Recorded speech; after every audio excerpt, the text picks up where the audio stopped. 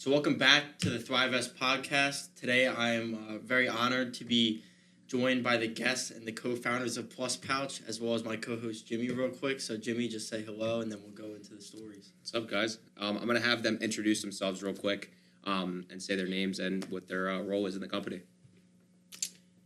I'll go first. I'm Zach Carcanague, senior at Rowan University, exercise science major, and co-founder and COO of Plus Pouch. My name is Rowan Wilkinson. I do all the money, so I'm the CFO. I'm Braeden Twomey, and I'm the CEO of Plus Pouch. Very nice. I appreciate you guys coming in today. Yeah. So we'll just kind of get started.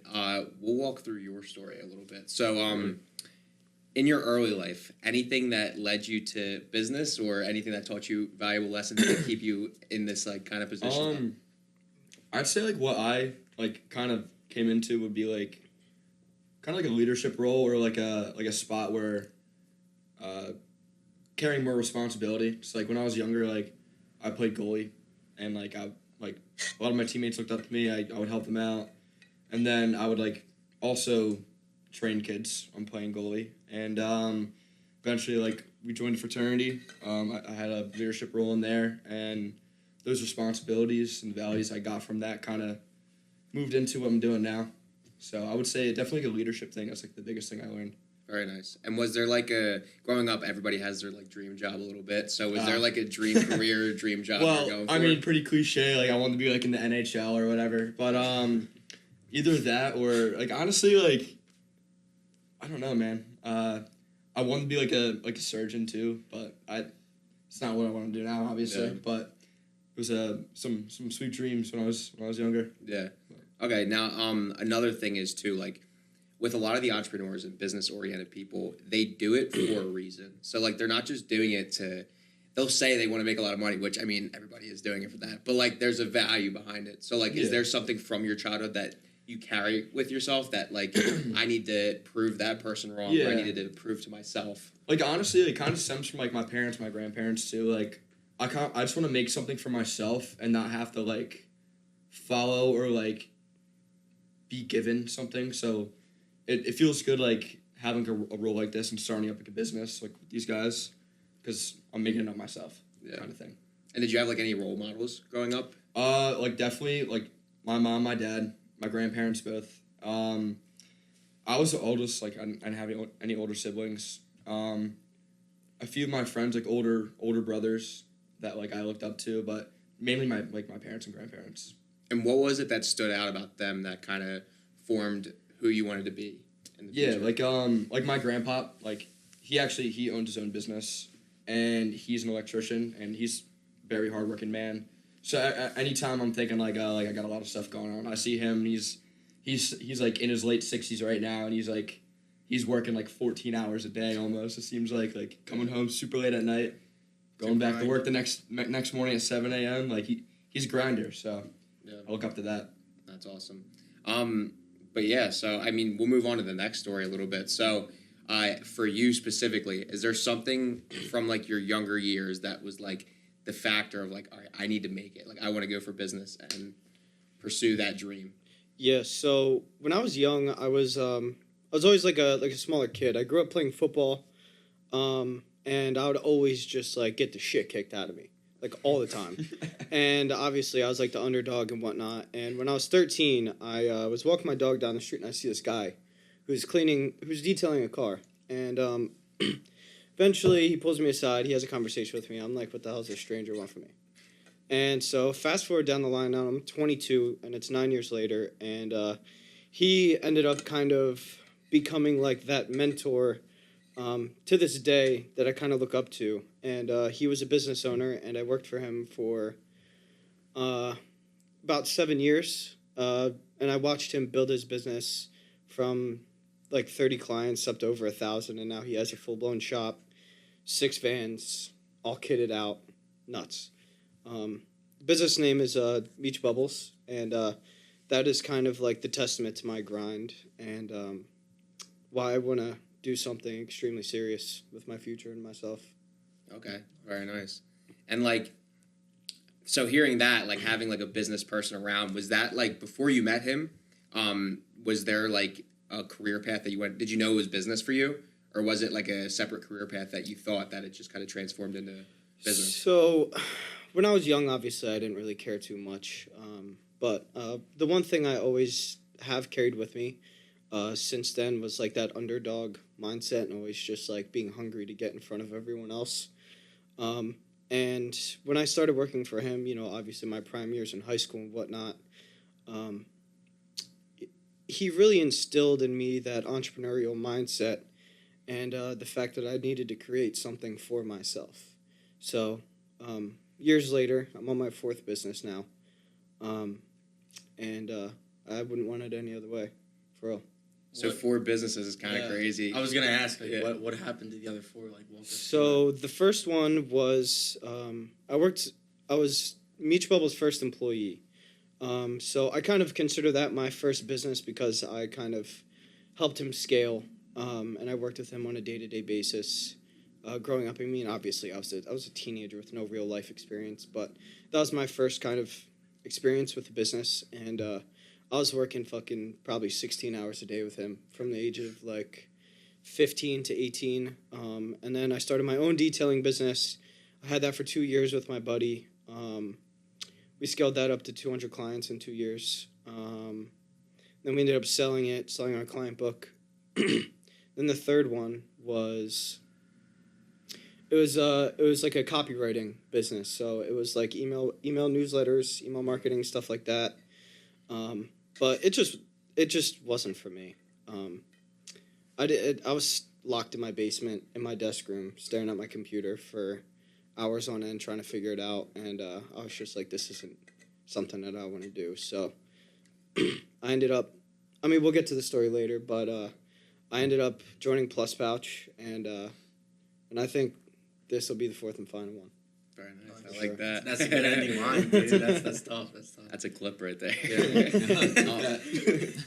One thing I want to touch on too is like at a young, so you said you were like 15 when you started doing all this. That age, like in high school or like whatever grade you were in, like a lot of kids don't have that type of mindset. Are willing to work 16 hours a week or 16 hours a day. Like it's. Were you super different from the people you were hanging around, or did you have like a small niche of friends? Like, how was that growing up? So, I always bounced around like in friend groups. Like as I was growing up, I moved around, and in high school I bounced around in different like friend groups as well.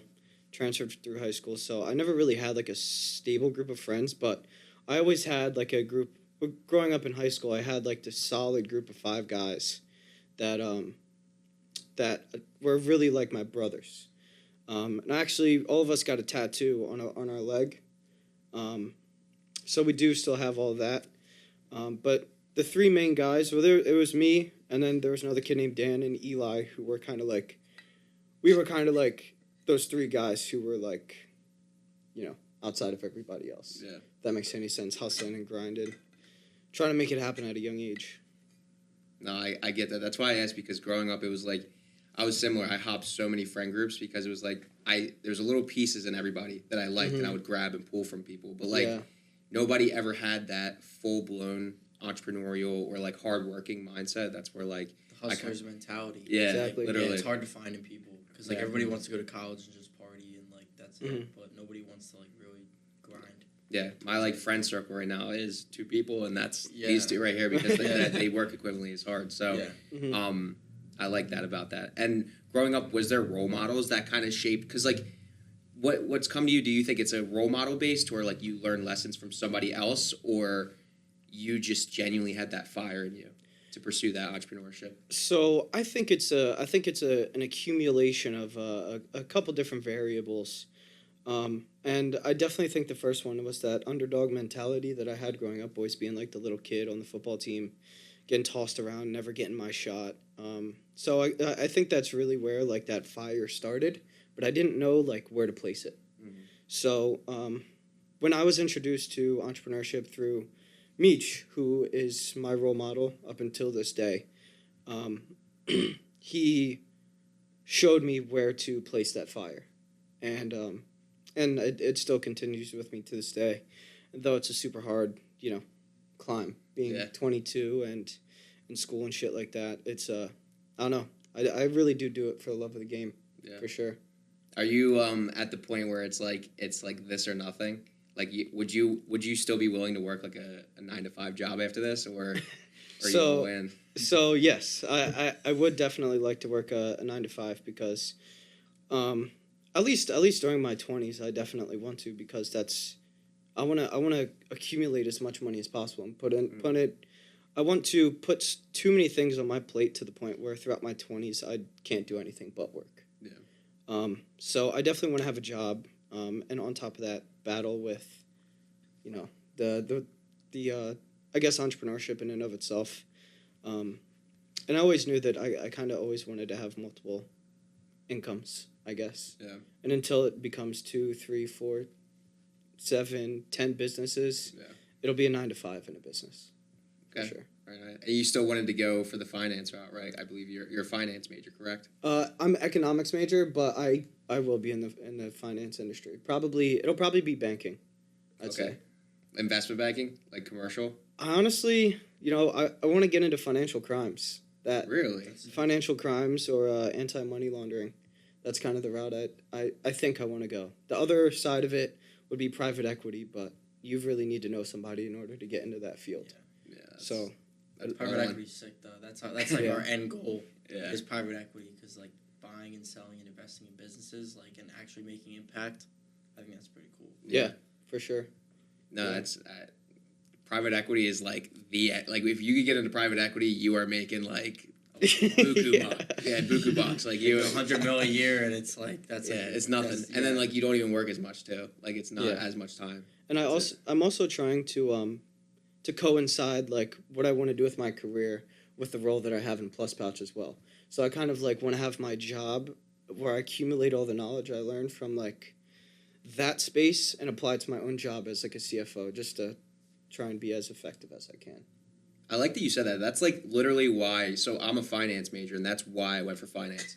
I figured if you could learn everything about money, You'll figure out how to make it. Exactly. So like, did you have that mindset prior to Plus Pouch, like just going into that specific industry you're going into to learn the skills to use for yourself, or was it to always go for a business? So it's actually kind of funny.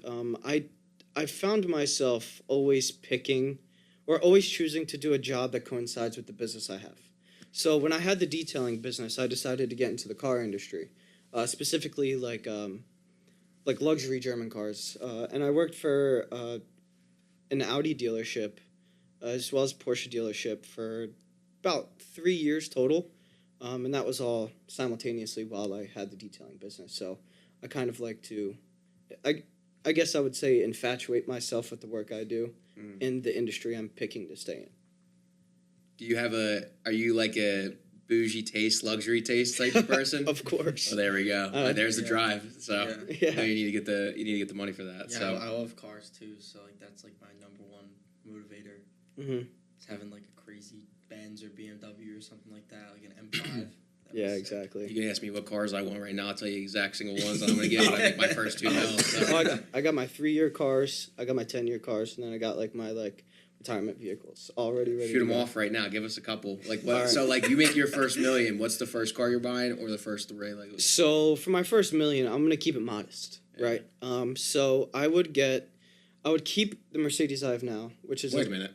Rewind. What do you have right now? I have I saw your Instagram story today. What the hell were you in? Please tell me what you were in. You So- got a rocket ship. I have a 2024 Mercedes C300. Okay. And it's on lease, but I realistically would like to buy that out and then get a W204 C63 to coincide with that. So I'll have Is that the twin turbo V8 or is that just the That's the NA V8. That Okay. shit's like, Yeah, those things are nuts. They don't make them anymore. And now they're like hybrid. It sucks. yeah, Because they yeah. went from like NA to twin turbo, and then now it's like just all hybrid models for the C63. I mean, what do you want? The I don't even know what industry it is, but they're really cracking down on emissions, and they're being like, V8 is super bad for the world. You know what I mean? Super fun now. Yeah, Yeah, Super fun. fun cars. yeah, it is. When was that your first car, the Mercedes? Or No. So I'm on my 4th car. Talking about the Jeep. Yeah. So it's kind of funny. Like, the first car the second car that I bought, I had a Nissan. That was my first car. But the second car I bought was a 2013 Audi S4. Ooh. And it was a supercharged V6. I was racing one of those on the highway the other day. They're fast, dude. Like, I have a Lexus, and, like, I think my car's fast, and then I race, like, a German car, and then it's just, like, they're insanely fast. Bro, that car was unbelievable. And then I was freaking 19 years old, and my dumbass sold it because I thought my valve cover gaskets were leaking. And, like, that's literally, like, a $30 fix. I could do it by myself. And I sold the car because of that. I mean, you're not wrong to think that it was going to be expensive, though. The German cars are expensive as shit to fix. So Yeah, I know. I mean, I get that. Yeah. And then I had a Jeep Wrangler. That was what I decided to buy after, so that was a smart idea. So what happened with the Jeep? It blew up. Oh, okay. Well, you driving at, like, 120 on the highway? No, dude, I was literally, like, driving home from Rowan, and literally I stopped at a red light, and my engine goes, boop, boop, boop, boop, boop, boop, boop, boop. And then I try and start it back up. I'm, like, cranking the engine, and then all of a sudden I just see it smoking. And What year was it? Damn. It was a 2012, and it had 100,000 miles on it. For a Jeep, that's not much. And it Kid behind the camera, he loves Jeeps. Yeah, it's his favorite car, but it's like, I don't know, I don't get it, dude. I don't get it either. I don't know why I bought that fucking car. That car was terrible. And I found out that there was no oil in the car. And Sounds about right. it just fried all the oil, burnt it. So I was like, all right. I listed on Facebook Marketplace as a mechanic special. Somebody came and picked it up like 3 days later. Some awesome Puerto Rican guy named Jose. He came pick it up. Spectacular. He's rebuilding the engine, and he's going to ship it over to Puerto Rico, and he's going to retire with the car. So Retire with a 2012 Jeep? yeah, he's going to take it to Puerto Rico, rip the doors off. Good for him. And he's going to just drive that thing around. See how he's at. Yo, it's lifted too. I mean, cool. Yeah, and then and it's funny because the day that it broke down, I literally left to go on a cruise the next day. So like I was literally gone for like 9 days trying to figure this out on vacation of how I was gonna have a car when I got back. That's hell. And thank God I was with one of my boys who's like big into like lease deals, and then he ended up just fitting me in the Mercedes I have now. Sweet. You like the Mercedes? I love it. Yeah. I love it. Yeah. That's Yeah. like our car. Like we have our assigned seats in the car. Really? Yeah. I got Dude, the back right.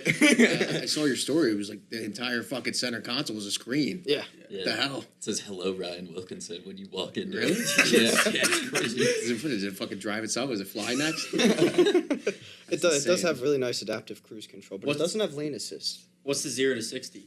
Dude, probably like four or 5 seconds. Yeah, I thought mine That's was slow I shit. have an IS 300 2017, so It's not slow. he was driving it the other night. We were having fun on the way back from New York. Good time. Yeah. From North Jersey. We want a respectful speed. Yeah, Yeah. nice modest speed. Super legal. Super like not dangerous, but like it's all good though. Chill in the right lane. It was right lane 10 under. Right lane 10 under. 2 hands on the wheel. Yeah, absolutely. Okay, off topic, sorry. So, we'll move on to your story. First off, we'll talk about kind of like when you were super young, was there anything that like drove you to business, or was it like kind of like developed over the years? It kind of developed over the years. I was pretty lucky in the sense that like my mom is a kindergarten teacher and she's very good at it. So like from a very early age, I was encouraged to think freely, and kind of like go my own way a little bit. But at a young age, I was super into sports. Like I would have my mom outside like throwing a baseball, then like 2 minutes later like shooting a basketball, and then like 2 minutes later hitting a soccer ball or something. Nice. So I was always like into athletics, and that's kind of like the route I went in school because I'm also an exercise science major. But the business thing was definitely more recent, and I kind of like stumbled across it. I was never like, oh, I'm gonna have a business. I kind of did entrepreneurship all backwards. Like, you're supposed to come up with a problem first. I came up with the solution. It was like, all right, like, this has got to apply somewhere. And we're still, like, tweaking it today. But I mean, that's honestly like the perfect entrepreneur, like right Yeah. there. I mean, entrepreneurial, the whole reason people do is because they don't get shit right. So, Yeah. Yeah. I mean, that sounds about right. but But like entrepreneurship, I guess, just came from asking a bunch of questions. Like Zach knows, we would be in senior seminar, and I would be asking the stupidest questions. Like we would talk about like steroids and how. Nah, this is not that Story, bad. by the way. I was sitting next to him, like crying. Like, Yeah, we were talking about like old people and how they lose muscle over time. So then I was like, why don't we just like put every single old person on a cycle, which like is a thing. It's called It's hormone TRT. replacement therapy. Yeah. So it was just from asking a bunch of questions, to be honest, and then that just like kind of, and of course AI helped. A lot of long conversations with AI. That's like all of our business. Like, It's just super ran on curious. AI and ChatGPT and asking ChatGPT questions. I Yeah. feel like. So did you have like a industry you were to go in prior, like going into college before the Yeah. So I kind of knew the realm I wanted to be in like the athletics kind of exercise space, because I took sports performance classes in high school. So I was like, oh, I'm going to go for, and then I found Rowan's athletic training program, actually. And that was a 5-year master's. So I was like, all right. I applied to a bunch of other schools, didn't like them, came here, liked it enough, and then did AT for 3 years. Had to write a huge paper, didn't like my professor. I was like, all right, I've had enough of this. I'm going to find something else. So I stepped back to exercise science, and then still really didn't know what I wanted to do. Like, I guess still to this day, Plus Pouch is end goal. But, yeah, like I went from strength and conditioning to, I wanted to be PT at one point. I was going to do OT at one point. Like, I couldn't really figure it out. But now I feel like I have a little bit more of a direct path. I want to get my MBA as well, I think. Was it a money driven thing at all, or just like were you just following passion at that point? No, it wasn't money driven at all. Like, well, I realized very quickly, like, I could do a 5-year master's in athletic training and easily get paid like $47K a year on a contract and not being paid through the summer. Like, and at that point, I was like, I was into athletic training, but I wasn't like, oh, I'm gonna be like the best at this. Like, I want to be an athletic trainer in the NFL. Like, that wasn't my dream, to be honest. But that's kind of just like the route I went. So I was like, I'm not gonna get stuck at a high school, like some mid-tier high school, just training kids. And the other thing I don't like about athletic training is that, sorry, I'm like shitting on it right now. I mean, it's But, yeah, um, okay. Yeah, wait till doctors. I might be offended. You like you're first to respond on the field, which I guess is like some people's thing. But after that, you don't get their journey back. Like you send them off to a PT, you send them off to a doctor, and like the journey back to like being at full performance was what really interested me. So I guess that kind of ties into Plus Pouch now. It's all like performance based. So I guess that's been my like consistent obsession throughout all of school is just performance. Okay.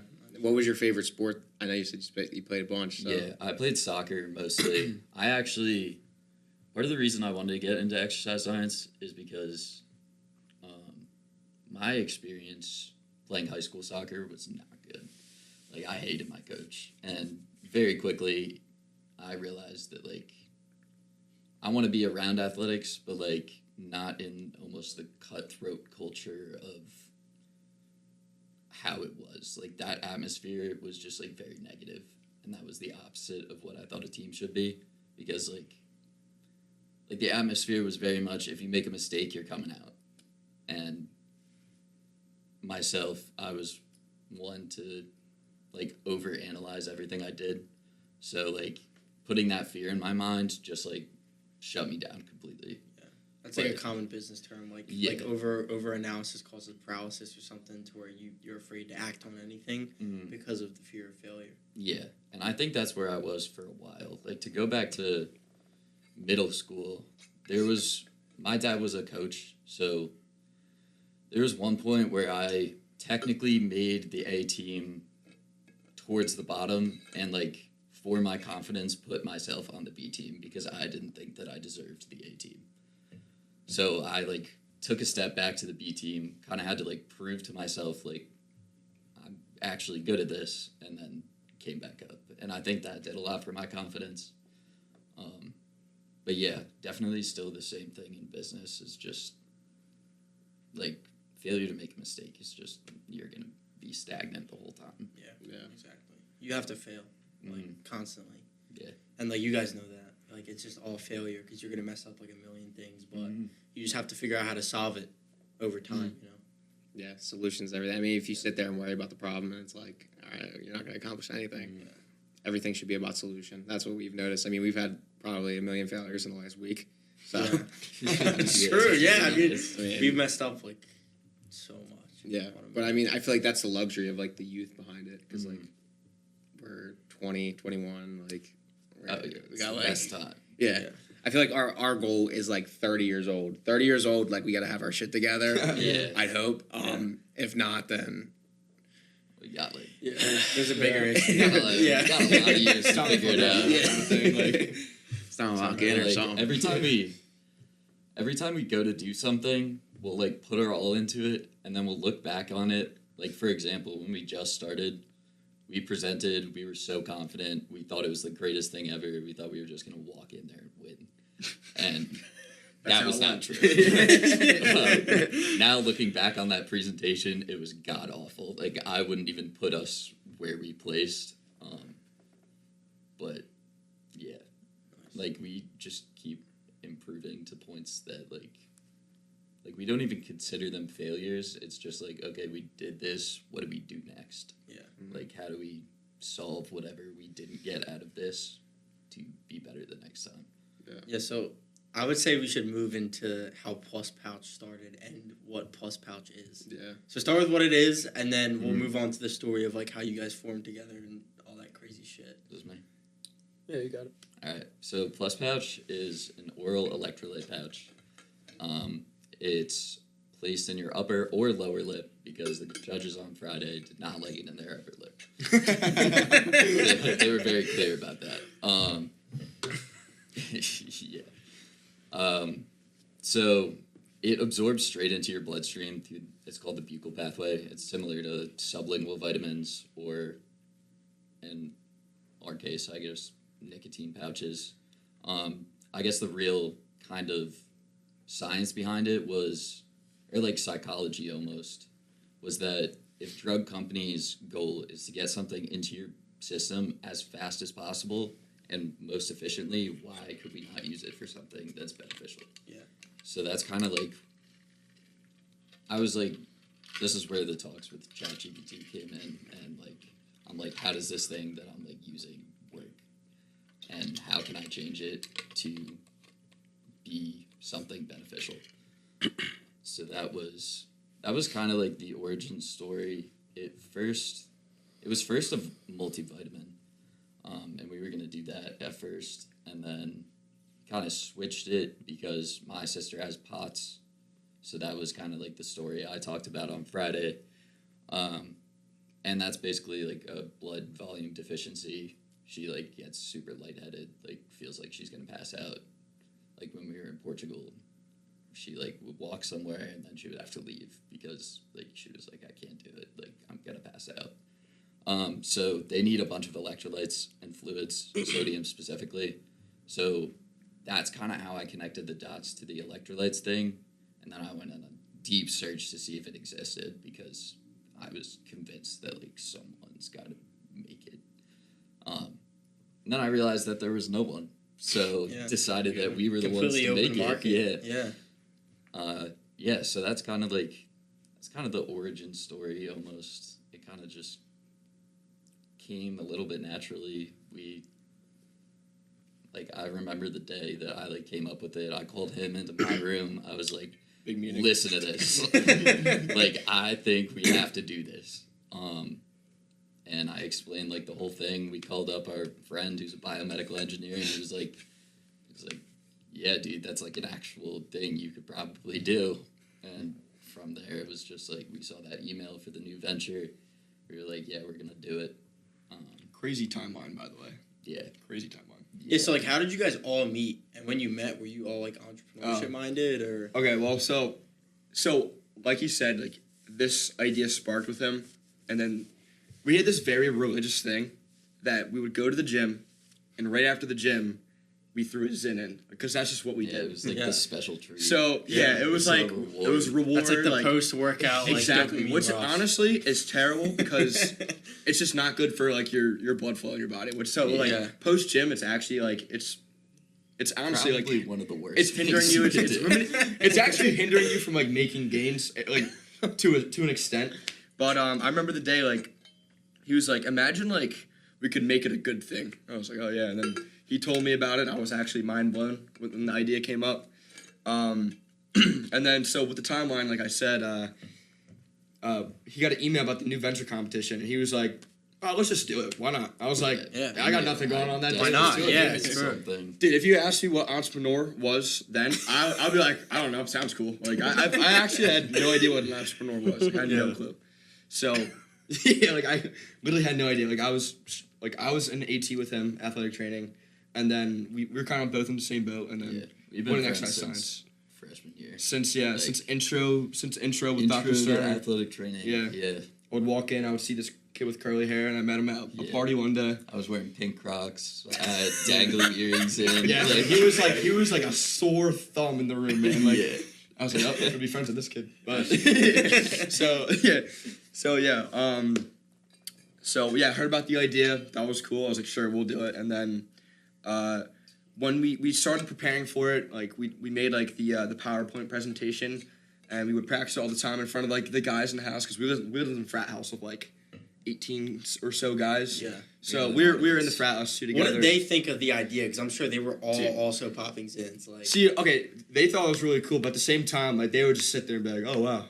Like, that's cool. Like we kind of like we kind of just like made them sit down to listen to us, so we had someone to talk to. Not that they were like gaining anything out of it at all. But so that was like the funny part about it. But the cool thing was like this is where he came in. So we would practice, and then we had this one day we had to go to this classroom to get the information on what the new venture competition pitch was, and then we did a practice pitch. And we're literally walking outside. We're gonna go walk to this building, and then we're walking outside, and he has his backpack on, going to his car. And we're like, "Yo, where are you going?" He goes, "I'm going to the business hall." I was like, "Oh, we're gonna go there too." So he offers us a ride. We park, and then we end up just walking into the same room. This is his classroom that he's in, and we're like, "Dude, wait, what?" So another thing is we check our emails. We're like, are we sure? Are you sure you're supposed to be in this room? Yeah. Because the class that I was taking was called Scaling New Ventures. And basically, I was a coach for other startups. Like, I was coaching them and, like, trying to, like, guide them. But the startup I was assigned to, he never showed up to anything. Like, nothing. So I was just, like, sitting in this class, like, getting, like, an easy A. And I'm like, damn, this is boring. And then they walk into the class. And then the class finishes. We go up to the professor, and I go, hey, can I mentor these guys? And he says, yeah, of course. And then I was like, okay, where? So, like, a couple days go by, they tell us, or they tell me about the idea, and I'm kind of just like, it's starting to click in my brain, like, what this product is and the potential of it. And I'm like, holy shit, I actually need to be a part of this. So, I end up, like, joining the team, and that's kind of, like, where it all, like, really started, when we started accelerating shit. Because I was, like they said, they have no, like, entrepreneurial experience beforehand. So I kind of, like, stepped in, and I was like, okay, like, we got a lot to do. So that's kind of how, like, that was kind of like that thing that made it click, if that makes any sense. Yeah, no, it does. Let me say real quick, let me touch back on, like, when he said, like, we walked up to the professor at the end and said, let me join their team. We had our own guy, and just kicked them off. You just took a spot, and he was like, all right, that's fine. Like, yeah, like, if we go huge, this guy is gonna look back and be like, oh, dude, like... He just didn't say anything. Like, dude. He was like, all right. Like, he was probably just like he just wanted to leave the classroom and go home. Honestly, Yeah. So he didn't have a team or like a company to work with anymore. I think they switched. Yeah, he took his mine. team. But that guy, like, yours never showed up? Yeah, he was a website developer who wanted to, like, start that business, but he just, like, I had one meeting with him, and I was like, okay, bro, like, I gave him, like a laundry list of things to do, bring it back to me and present to me, and I never heard from him ever again after that. So, I mean, I guess that's up to him, and I'm sure the other guy was happy that he had no work to do. Yeah, right. But, Easy class for him, Yeah. right? I mean, listen, everything happens for a reason, so. Short-term goals. For sure. It's like, Oh, yeah. on your lap after that. That's amazing.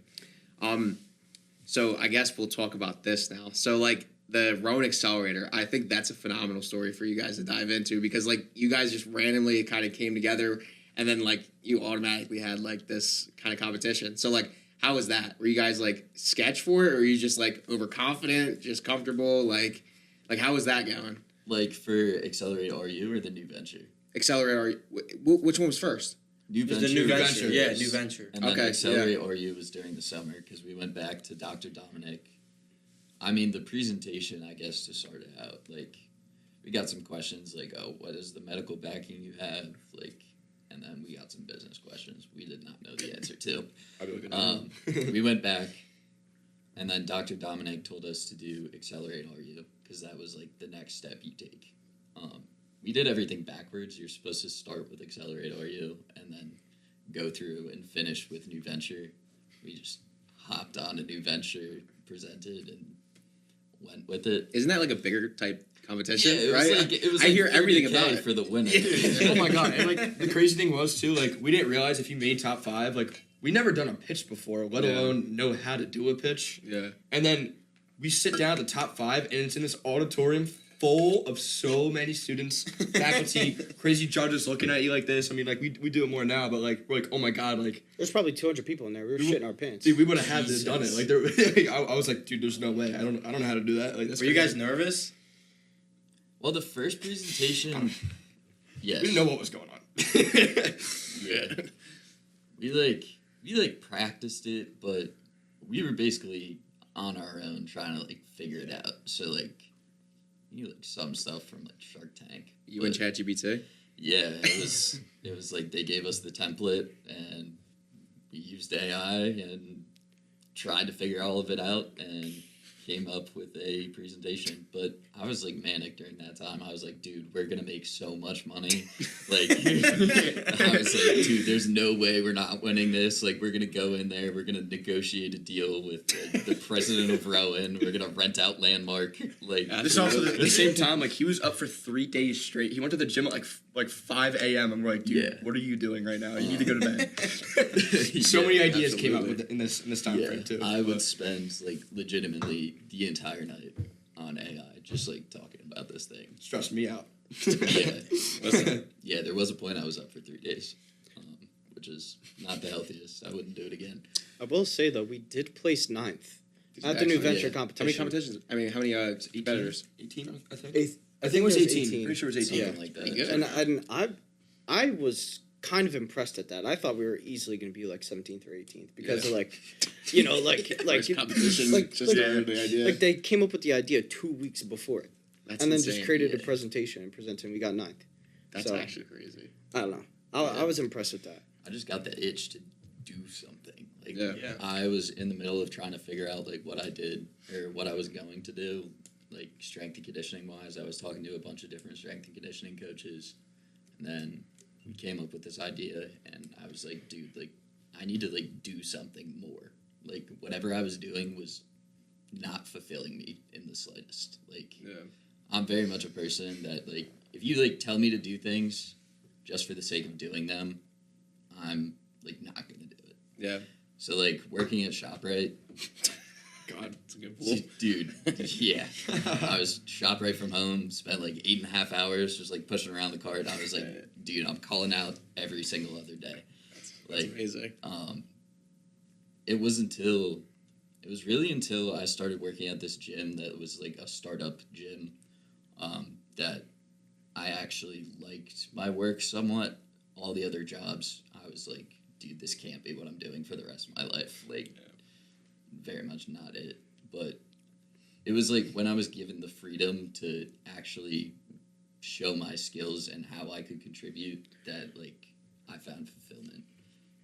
So, like, And if she like just told me exactly how to do something, I would do it, but like I wouldn't enjoy doing it. Yeah. But if she gave me like, I need this kind of flyer to appeal to this people, then I would do it, and she would usually be impressed with it. So like, that's like a little bit about my personality, I guess. Is just like, I need to feel like I'm part of the outcome, rather than just like doing something to do something. Yeah.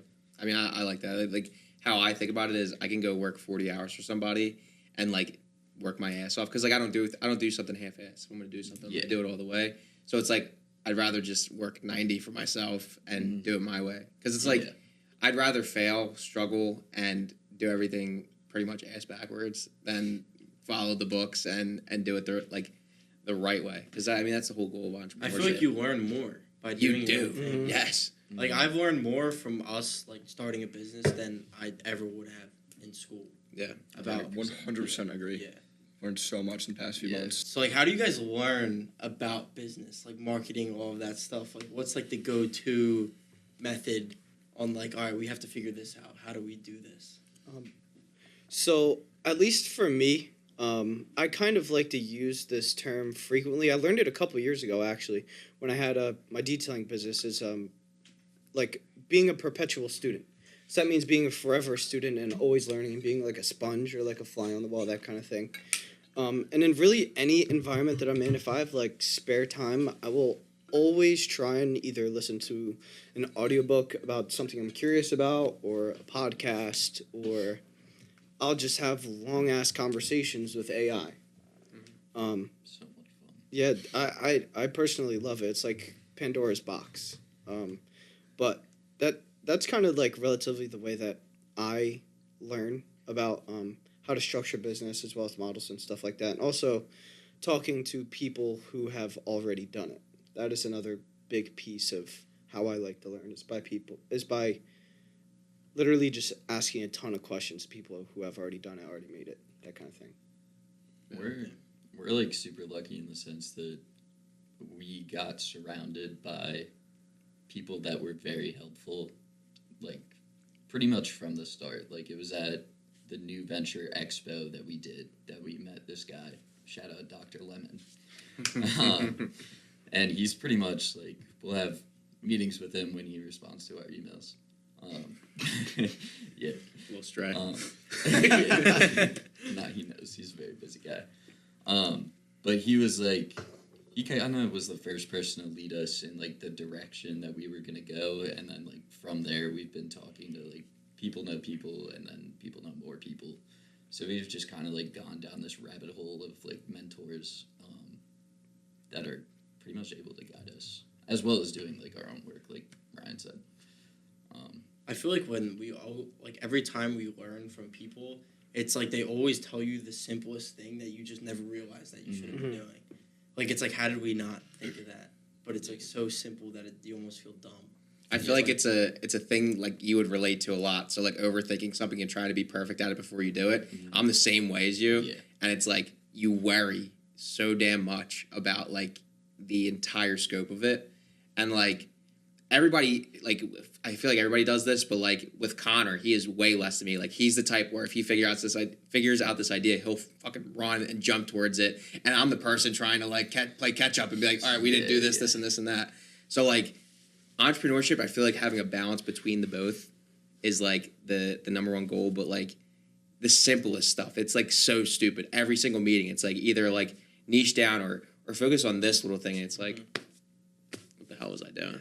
Like, Really is trial and error until you figure it out. exactly. And it's an unlimited amount of error until you find that one thing that'll actually click. But it's there. Yeah. It really is there. It's just about how far and willing you want to fail before you can actually touch that. And I feel like the cool thing about entrepreneurship is there's no like right way to do it.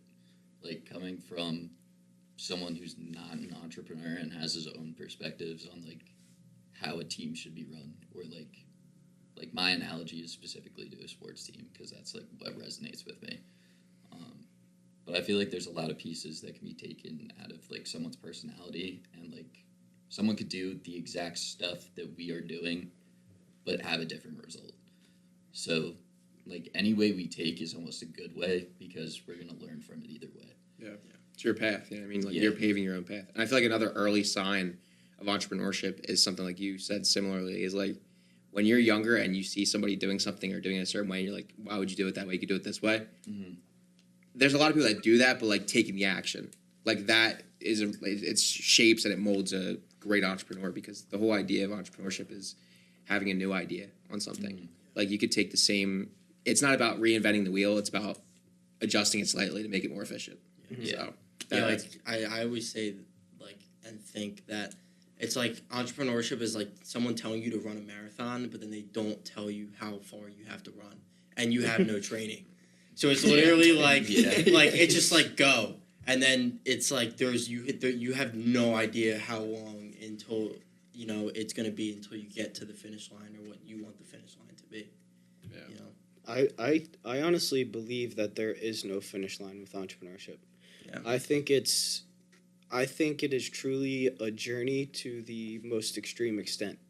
I think it is something that we will never fail to not learn from. I think it is something that is extraordinarily fulfilling, and it can, make your life something one of a kind if you really put your head down in the dirt for as many years as it takes to figure it out.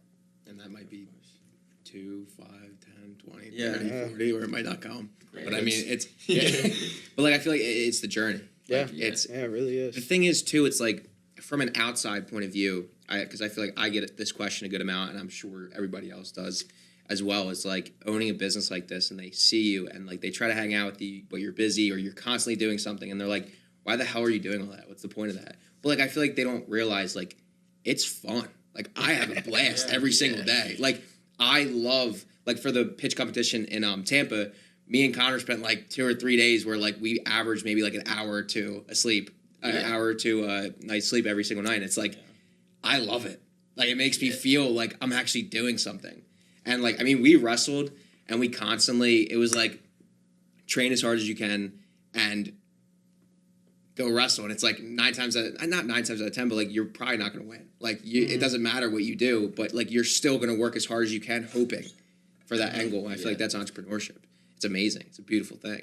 But yeah, one thing I want to ask too for all of you guys, I kind of want to go down each line because I know you guys are going to have separate opinion. Is what is your goal with Plus Pouch? Like, what is the true objective behind it? Like, I know you're living in the right now, but what is, like, is there an empire you're trying to build, or like what's that future date looking like? Yeah, so I guess we're still like kind of tweaking it.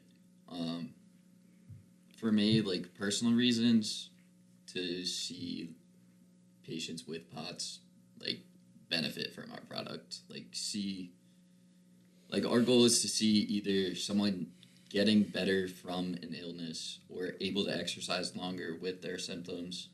And then on the other side of it, which is why we also target athletes, like see someone break their record, like with this small little boost that like might be helping them, but like it's gonna be almost mental also. Like it's kind of a keep going type of thing. Like even when you're super low on electrolytes, you're cramping, you need like something fast that's gonna get you to keep going. If we can capitalize on that moment and getting a person through that moment to a finish line, I think that's like the most inspiring thing. Yeah. I guess for me personally, like I want the Plus Pouch gym. Like my dream is like owning a gym. But like free Plus Pouch, like cancel you off. yeah, like supplement store in the front, like offices in the back, maybe a warehouse next door. Like a glass penthouse view of everybody. Like you look down at them. No, like capitalizing on that moment, I feel like is so important because like when I was running a marathon, like you have like the honey pouches or whatever, like those have electrolytes, and then they also give you like the small cups of water. Yeah. But it's almost like you don't feel it right away, and it takes like 10, 15, 20 minutes to actually like get the benefits of it. So when I was running my marathon, if I just had a pouch that I could just throw in and then drink some water and then like I'm good to go within 5 minutes, Yeah. And I think that's one of the coolest things about our product. Like, for me, I won't drink electrolytes because I have to mix them in my water bottle, and I'm not trying to clean my water bottle. Like, it's really, like, the convenience of it and the fact that, like, you have something happening almost passively, which I think is really cool that you could even do that with a delivery mechanism. Like, there's almost nothing else that you can, other than, like, running with an IV in with, like, carrying the bag. Yeah, with, like, electrolyte water, like, on your back. Like, that's kind of, like, especially for marathoners also, because they only get water, so getting them electrolytes as well is going to be just as important. Like, all the stories you hear from marathon runners, they're like, you need yeah, that there was boost, this dude, one because time like, that I crashed, and I think it was because I was underhydrated. Like, it's a very common... Like, when you're on mile 17, dude, and, like, everything hurts, it's just, like, like, you need something to kind of get you, like, to keep going. Cause, that was like, it's so literally, like, our start to our pitch was, imagine you're on mile 20 of your marathon, you're dehydrated, cramping, and the sports drink you drank 30 minutes ago still hasn't kicked in. Yeah. So it's, like, that's a common problem that people have, especially with athletics. Yeah. Exactly. Which I think is, like, what we're trying to solve or give, like, a better option for. Yeah, 100%. What about you? So I'm a big analogy guy. It's kind of how, like, my brain works. I, like, picture things, and then, like, I apply it to, like, my real life. So I kind of want Plus Pouch to turn into, like, an octopus. If that makes any sense. Like, I want... Doesn't. Okay, so I'll explain it. Gonna have to elaborate. So an octopus has a ton of arms, and I want us to be planted in a bunch of different industries that are within, like, the sports medicine / healthcare space. So, like, I want us to be able to serve business to business, direct to consumer, and of course B2B2C as well. But also, I mean, it's, you know, we're still very young and in early stages, but in order for a business to go from that $100,000 mark to, like, that $1 billion real market share, if that makes any sense, it's about where you can place the business, where you can leverage what you're doing in different spaces to create as many streams of revenue as possible. And that's really what I want Plus Pouch to be in the end goal, because I'm the CFO, and I eventually would love to be playing around with millions of dollars, playing chess with it. I'm with you. I'm absolutely with you. So that's kind of my thing, and Like a parent company feel type thing, towards, like, Plus Pouch is the parent company to, like you think of the business, the Rothmans or the Rothschilds. Yeah. They are everywhere. Every pie. They are everywhere. And I kind of want Plus Pouch to get into the space where you can't go anywhere without seeing or hearing about it. Monopoly. More like an oligarch or a conglomerate. Don't know what that is. Absolutely. Lost me again. I get it, though. Kind of. I love that, though. No, I think it's good because, like, I mean, for instance, with us, like, when I say we're a black sheep company, it's because we like to go against the grain and, like, against what everybody else does. And, like, with that, it's like, you want to be top dog. Yeah. Like, absolutely. Like, you want to, like, look down, not, like, in a bad way, but, like, you want to be that guy. Yeah. There's, I mean, it all just, like, I don't know, for me, like, going back earlier when I was talking about that underdog story, I want to be the top dog. Yeah. And I feel like I've never had this feeling before with business, but I definitely think that there's something serious that can happen here, and that I won't give up until my toes are pointed up. Absolutely. You know what I'm saying? Love that. I've never heard that saying in my life. Whatever. Voted first one said it. I Invented mean, I see the vision clear as day. Yeah. Until these judges stop copping you guys out, I feel like it'll be faster. We're not gonna talk about that.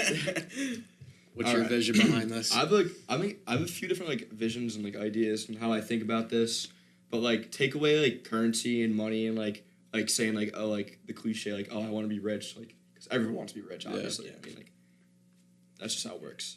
But like, I'm a very like people person. Like I like seeing people happy. Like I don't know. I just like I like being there for someone. I like talking to people. Like I like having conversations. But like I kind of like put plus pouch in an analogy like to that. So like giving them like performance booster. Like an example. Like I had an Ironman hockey tournament 2 weekends ago.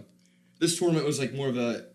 It was like you're drinking there. It's like a fun thing. Like there's a bunch of people there, all coming back to play, and like everyone is like running around, super tired, and like drinking, like they're drunk, like everyone's super dehydrated there, and like a lot of people like ask me about like the business and all, and like they're like, "Yo, do you have any? Like, I need some right now." I'm like, "Dude, like I wish I had some right now. Like, it would make everyone feel a little bit better, right? Like like that'd be awesome. But like I like giving out. Like I like not saying like giving out a plus pouch, but like."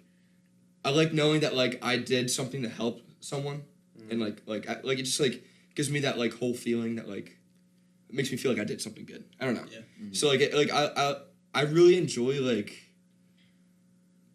not like specific like end results. Like I like I don't know how to explain this exactly. Like contributing to someone. Yeah, like else. You provide value. I don't. I like providing value without like being asked to provide it, or like having like steps I need to do to like complete something to make someone happy. Like I like doing it without kind of. You know what I mean? Like, it always feels better when you give without somebody asking, because then it's like, all right, so like that just shows your true. Yeah. So like just we literally just we're working on just like one pouch right now, but eventually like plus performance, like it can go into a bunch of different things, like making our own different buns of like I don't know, even like pre-workouts or stuff. Like it can go into like a lot of different ways, and I just like knowing that like, we have something that can make someone better, or at least go to their fullest in a way. Yeah. You know what I mean?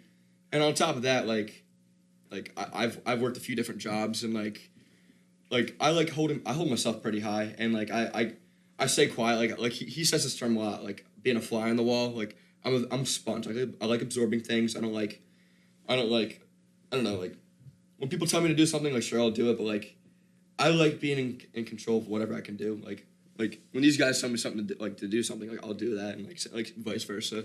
Like having our own thing, but yeah.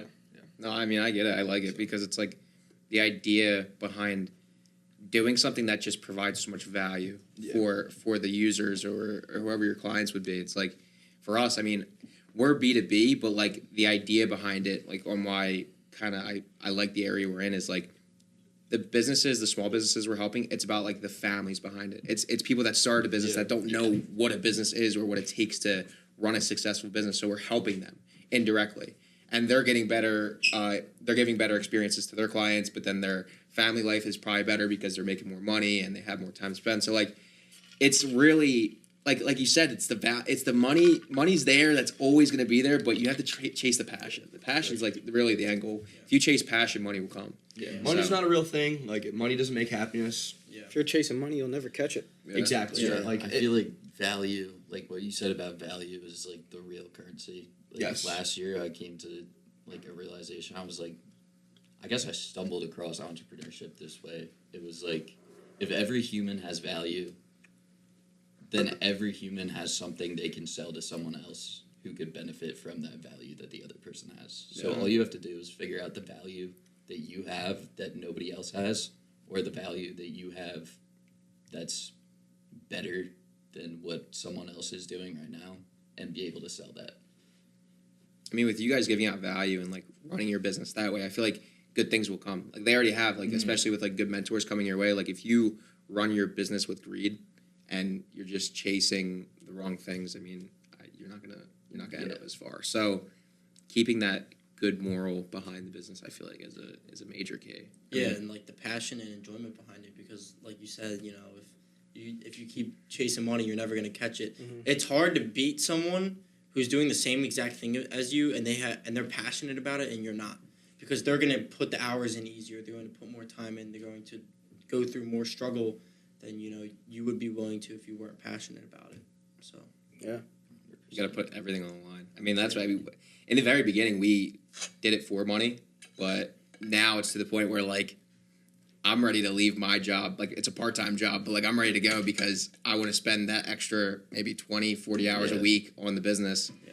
And we make money, but, like, we're not seeing that money personally. We're reinvesting everything and keeping it in the business. So you can't focus on money. If I focused on money, I'd probably be in a real negative state right now. But, I mean, that's the thing. Like, it's just all passion-driven. So, like, whenever we do something like the CEO Global Pitch in Tampa, first pitch ever, we put our all into it. When we were there, it's completely focused on the pitch, and that's it. We came up short, but we're not mad because it was a learning lesson. So, I see you. I see some thoughts coming through your head right now. Yeah, definitely a learning lesson. It's like honestly, like ideas and like swimsuits and like all that stuff. Swimsuits is one of the ones right there. $150 for a swimsuit. Crazy. No returns. I think what Rick said before is also like one of our biggest struggles, and that we could see it going so far that it's hard to focus on like our niche at first because we can see it going so many ways, and like the feedback that we've had, we're like trying to figure out which is the best route to go because it could apply so many different ways. I was going to ask you about that because you have the pots and then you also have the athletic. And I remember, like, for instance, with us, whenever we said, like, we talked to somebody and it's super simple, it's always niche. And I'm sure you probably get that same thing about saying, like, pick your industry. Yeah. But, like, with you and when I listen to you say it, like, I love that you say both. Like, yes, it's like you should be niching, but, like, obviously, I feel like the ideal market for you to go is athletics, but the pots is where, like, the true emotional attachment's at. But, like, it's also benefiting athletes so much, so why wouldn't you target both? You know what I mean? Like, the whole brand behind the business is, like, you did it for your sister. So, like, that's, like, a huge marketing point, but it's like, your mission. That's your testimony. But, like, athletes are going to benefit, like, the so way much. that, like, I kind of thought about it a little bit was we almost use the athletic benefits to fund our mission for the healthcare. So we use, because we came to athletes and POTS patients because they both need the same things. They both need fast acting, they both need high sodium, and they both need something that's like somewhat controlled and easy to use. So that's like where we go targeting both. Our end goal, at least for me, is to see an impact in the POTS community. Because there's so many people that go through exercise programs, and in my mind, like, my hypothesis is that if you were to put a plus patch in and do an exercise program, you would get a little bit more out of it than you would without one. So giving that person that little bit more to push through, like, what they think their boundaries are, especially with their symptoms, will just, like, and like a long-term benefit of exercise is increasing blood volume. So if we can increase blood volume in a short term to allow them to exercise, to allow them to chronically increase their blood volume, then you're solving a good amount of their symptoms in theory. So that's like kind of the end goal, not to cure, but to offer a helping hand almost. Yeah. Another big thing about the POTS community is that they're also a super underserved medical condition. When you brought it up, it was like one of the first times I heard like about that's it. what I was gonna say. Like, I've never heard of it until you guys mentioned it. So, like, if you bring awareness, I'm all for it. And that's like another one of the big things about it is even if we can just move the needle a little bit for them and make their lives just a little bit easier on a day-to-day basis, make their intake of electrolytes easier, maybe in the long run, in 10 or 20 years, if they implement the product enough, then they will actually be able to see a real difference in their day-to-day lives and see less of their symptoms. And that's really why we kind of are niching towards the POTS community. It's because they don't have anyone that represents them. Really. Yeah. We've gotten a lot of good feedback as well. Like, I hadn't realized how many people know someone with POTS until we started presenting. Like, in Atlantic City, they went up there, they presented, we turned around, there was like 12 different people like waiting to talk to us. One was a lady with POTS who happened to be in healthcare and also get misdiagnosed, which is another big thing, is they often get misdiagnosed or like told it's just anxiety. But she was explaining to us, like, why am I only getting anxiety when I'm walking up the stairs? Like that doesn't make sense. So I think even seeing how many people are actually personally impacted by a condition that like some people have never heard of is kind of insane to see. Like this guy, his daughter had POTS, and he showed us his This is garage crazy. This is crazy. and probably like 30 full cases of Powerade like in his garage at all times. And he's like, yeah, we'll go through these like super fast. So that's our problem statement right there. Like, Yeah. if you have to drink that much Powerade to be able to like, function, like there has to be something easier. Yeah, it's also like a life-saving thing as well. Like if you're on the go and like you, like a drink is huge. Like you could have something low profile, just like in like maybe like a pouch, or if you're on a trip somewhere. Like I think it's a great idea. And I like to use this analogy for it because like my mom works with autistic kids, and it's like that community is now getting so much attention, but like you go back 20, 30 years. And, like, if you look at the autistic community now, like, there's so much higher rates, but it's because they didn't know what actual autism was. Yeah. And it's, like, because there's awareness now, it's like, okay, now we can diagnose so many more people. And it's, like, she does diagnostics, and it's, like, she's seeing adults come to her that's never been diagnosed, like, 56 years old, and it's, like, insane. So if you guys can be that light in the dark within that industry, I think it'd be amazing. And, like, holding fundraisers. So, like, if you use that athletic part to your advantage, and then you just hold the pots. Like you guys, for POTS. Exactly. It's a lot. I don't run, but I do it. Like I think it's great. Jimmy Like was supposed to run the marathon. we don't talk about that. We're good. we got on like the first like 10-mile run. And he was like, I'm not doing this. Yeah, I did. So I went to the Williamstown Trail, and then I figured, okay, if I run the whole trail, that's half of a marathon. It was 13 miles. I ran there thinking I was like, all right, I have to run back. And then we were picking him up. I called somebody to pick me up. Yeah, it was bad. That's funny. So I dropped But out. the crazy part about like what you said about like the autistic community, like POTS, like 10 years ago, like this is probably like maybe like triple digit numbers like everywhere. Like after COVID, like it was like a thing. Like it wasn't like talked about before at all. Yeah. So like COVID, like it spiked up, and also like a lot of people like got diagnosed with POTS because they also had COVID. There's a connect there. Yeah, there's some kind of connection there that's like super interesting. Yeah. But doctors don't fully understand that yet, though. There's still research going on. Doctors don't fully understand POTS at all either because it's an autonomic disease. So there's like multiple things wrong. We say it's just low blood volume, which is true, but it's low blood volume combined with a fast heart rate. So you have like this kind of just out of sync autonomic system that kind of ruins your day-to-day life. Yeah. So if we can bring awareness to that and get them the care that they need, which never mind, I'm not gonna say that. Well, I'm just like I don't have the credentials to say it, but in my opinion, as an exercise science major, I think that the way to deal with this right now is through holistic care and an exercise program. Because if you look at the people with POTS, like majority of them either have an already underlying condition that can be improved with exercise, or they just have these POTS symptoms that can be benefited from exercise, but their biggest issue is that they're sensitive to exercise. Yeah. So if we They can can't bridge exercise. that gap, then you almost have this like seamless transition to a point where your symptoms are at a very minimum. Do you see Plus Pouch getting like, so if you guys keep growing with this, do you see it becoming like a separate unit, like the octopus, one of the arms being like a segmented unit towards like POTS? Like, But yeah, because like in 1000%, business, like every like so all the problems that we solve for businesses, like something that we notice is that like if we build a business a website and a CRM, you know, you help them get more business to where they're getting flooded with leads in the CRM, but the next problem is that they can't even take on the work because they have too much volume coming in. So then that creates like the next problem.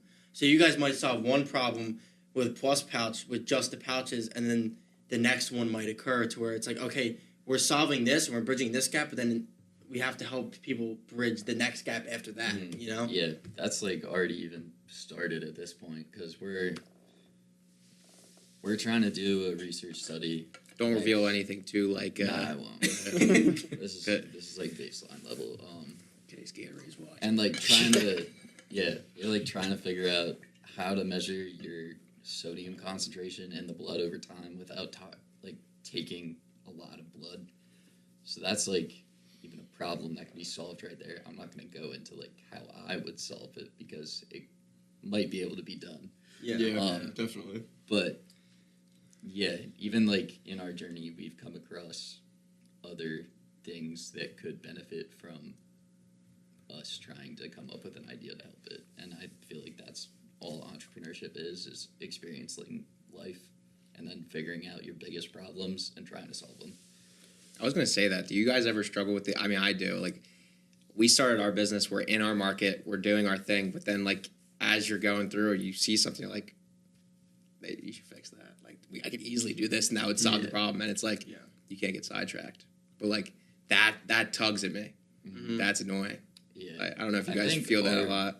Our biggest thing with that is, like, the different populations we could help. Like, we talked about the military at one point. Also, like, I interviewed a U.S. Army dietitian. He was like, the soldiers like won't fill up their water bladders with any kind of like I'm in the army, so like you electrolytes. have the camelbacks, and then you have like your canteens or whatever. But like when you're out in the field, if it's just water, you know, you're not getting a lot of like electrolytes. So if you have something to mix with the water, then you know it solves a lot of problems. Because like if you go and do like it's called an FTX, it's a field training exercise, to where you could be out in the field for like 2 weeks, dude, and like you're just eating fucking MREs and like that's it. So like you need like other stuff that helps you perform better while you're out there because you're under a lot of pressure, you know. Yeah. So that's one population we're totally looking into, and it's hard not to get sidetracked from. Yeah, we think about the application of this product, and we're just like this is where like the frustration and like just like a smidge of confusion comes in, because we think about the application and like of what communities this product could assist, and then we have to like pick our favorite pretty much, and the one that we would have like a real impact with, which of course, you know, we dwindled it down to POTS community. But for me, that's that frustrating part where I'm like, oh my gosh, like we could totally fix this other community's problem and focus on this, but Somebody just cut off one of your tentacles, basically. Yeah. Like you're trying to extend the arm a little bit into something. Like I get exactly what you're saying. I mean, in such a critical stage, I mean, both of us being in like early-ish startups, I would definitely say that it's important to pick one group, focus on it, and then once you're able to scale, you can kind of grow out. Yeah. It's like strengthening the first arm of the octopus instead of like a quarter strengthening each of the 8 arms. Because you don't have, I love like, this you don't have the reference. capital. Yeah, it's sick, right? You don't have like you don't have enough capital to try and sell to everyone. But if you focus on one, make a ton of money solving that issue, and then from there you have the capital to run all of this crazy marketing to hit every single industry that you plan to solve. You know. Yeah, And you gain exactly. the knowledge along the way too. It's like, I don't know. I love entrepreneurship. Like if this don't work out, like I'm On to the next. that like I can't work a job. I know you said you would. I like me personally. Like after like doing all of like the jobs for people and doing something like this, like I do not care. I would take homelessness than like I would come up with an idea and do something, because like I feel like it's a testimony to myself. You know what I mean? Like to make it. So, I mean, I don't know. I love the drive. The drive is just amazing. Win at life. Exactly. So, for instance, if there's 3 things like money, power, and respect, how would you guys rank it? Seriously, like what is your most important to not as important? I know all of them are. Some people would say all of them, but like what would you guys rank that? I'm just curious. Well, for me, respect is definitely number 1. Number 2 is power. Number 3 is money. Okay. For sure. I'm the same exact order: respect, power, money. Yeah. Yeah. Yeah. I feel like that's kind of how it goes. Yeah. If the cameras were off, Same thing. Yeah. Honestly, yeah. Like Yeah. being able to walk into a room and have people be like respect you, I think means more than any amount of money.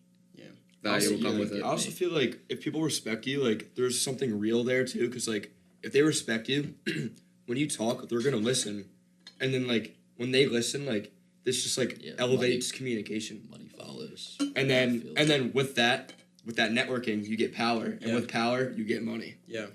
So if you guys could like go back to your younger self with like you're still early in the journey, but like right as you were starting, is there any specific piece of advice you would tell that person without any knowledge of like the hardship you're going through to kind of like help them out and get through it? What would that be? We'll go down the line a little bit. Yeah. For me, like I was, like when I was really young, I was a super quiet kid because I felt like if I spoke up, if I said something wrong, I would like be embarrassed, and that kind of like throughout a few years of my younger life, like that's how I was, and then like. So what I would tell my younger self is there is no right and wrong, and like don't be afraid to like go out of your way and say something or do something, because like we said earlier, like if you fail, that's good and you learn from that. Failure is the biggest like lesson you can learn. Yeah. And that's what I think. Like that, I agree with that. I would have told my little punk ass to stop giving a shit about short-term satisfaction. And I would have told myself that all of the immediate pleasures that life brings you will never amount to anything. I would honestly just tell him to keep his head down and focus on what's in front of him and who he will be in the next 5 years. Love that. I think for me it would be just being able to recognize your achievements, because I'm a person that I'll be like, okay, on to the next. Like, even like graduating, I don't really feel like walking because I don't feel like I deserve it. So like, but like doing entrepreneurship, these harder things that I've done actually fulfill me, and I've been able to recognize my own achievements. So I think like throughout my entire life, I was just like very hard on myself to a point where it held me back from what I could be. Means you're doing the right thing now, though. Yeah. Learn the hard way. Yeah. All right, so I guess we'll hit that final question. So what we typically ask on every single podcast at the very end, it's an AI question. So it's kind of like, what is your opinion on AI? Do you believe it's a good, bad thing in the middle, and also how do you incorporate it in like your day-to-day or your business, perhaps? We're going down the line still? Down the line. So what I would say with AI, if you asked me this question a couple years ago, I would say it shouldn't be a thing. It's scary because my younger mind would be like, robots are going to rule the world. Mm-hmm. But now with my knowledge with AI, it's actually the greatest tool that you can ever I guess you're not putting your hands on it, but the greatest tool to use, because it made me realize that anyone can actually make their own business or do whatever they want because you have it right there, and you can do so much. You can do it. It won't solve your problems, but like it'll lead you to the answer, kind of thing. You know what I mean? It gives you the confidence to do the unknown. It gives you that reassurance for sure. Yes. Yeah. And then what was the second part to that? How do you like utilize it? It could be like personally or like for the business specifically. Like how do you utilize it? Okay, so like personally, like we kind of like all like have our own roles, but also are all picking at the same thing together. So for me, it's like I use it as two things. It would be like a form of like catch up to know what's going on in their brain. So when they're talking about like when he's talking about like business stuff, like business was not my thing at first, but like now I'm more understanding like lingo or like how stuff works in other areas, not even like just business, but like anywhere. Like you can dive in rabbit holes and you can understand whatever. So like if I want to know what like he understands from like what he's learned in school and like his experiences or whatever, like I can just dive down that rabbit hole, and then that applies to what I'm doing with the company too. So like that can go into like any, like we use AI for everything. Like it's like it's big. It's like I said, it's such an important tool that we use on a day-to-day basis. It's a great access to knowledge, and especially like with whatever they're learning, instead of going and learn like an entire course or a class, you could pull everything that's valuable to your certain circumstance instantly. So you don't have to take BS classes to figure it out. You don't have to spend 4 years to figure out one thing. Exactly. So, that's crazy. I agree. So, I guess when it comes to AI, I will start off with like my opinion on it and how I kind of view it.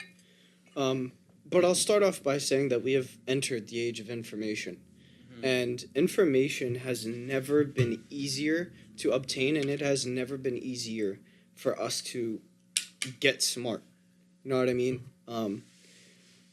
But I think AI is, I think it's a very, I think it's a very beautiful thing, but I also think it's terrifying as fuck. Yeah. It's true. Because the way that the people who are designing these AIs are using them, the consumer AI that we use on a day-to-day basis is literally the tip of the iceberg when it comes to what they've actually created. And I couldn't even like fathom the type of AIs that they have not released to the public. I mean, if they created an AI to create an AI, it is literally just forever compounding.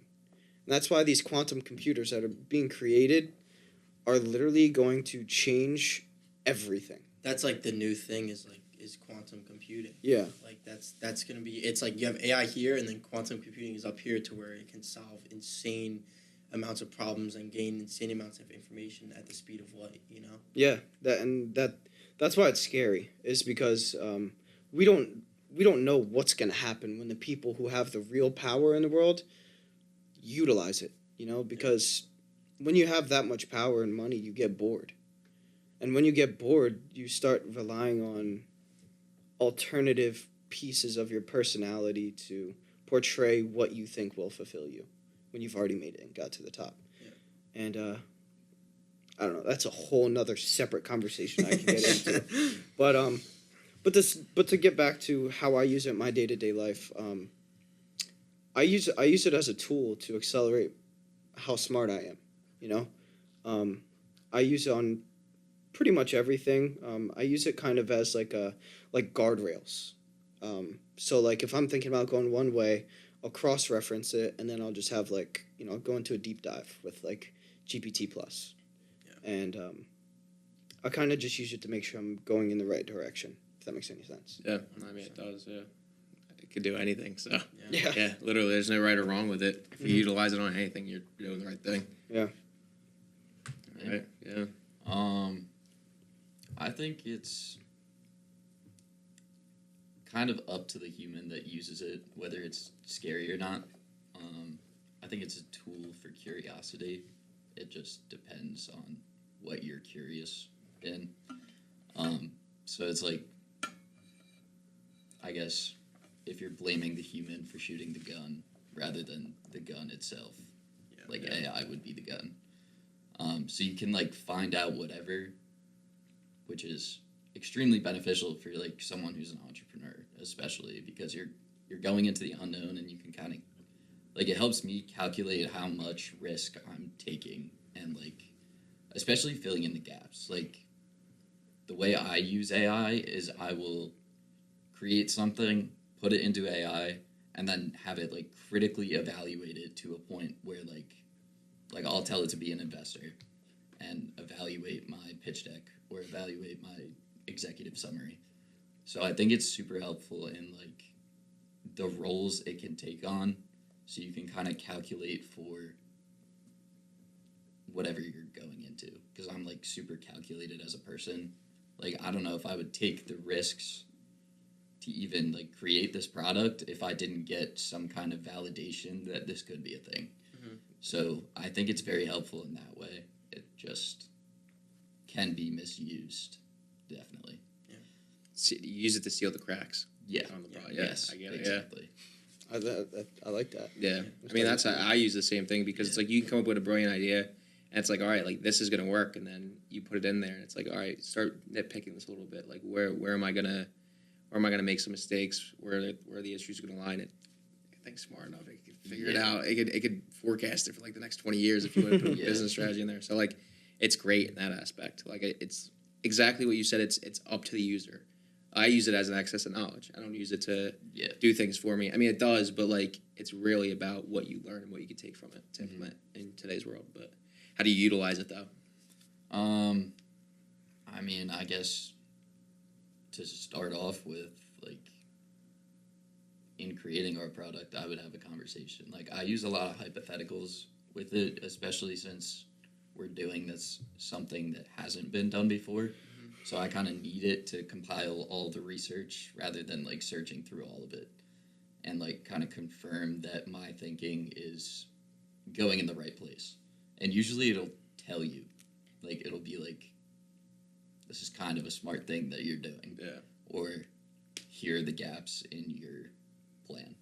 And not necessarily, I wouldn't ask it, like, how to fill those gaps. That's kind of for me to solve. Yeah. But having something that can identify the gaps and just give me that, like, peace of mind as to, like, whatever I'm doing could be right.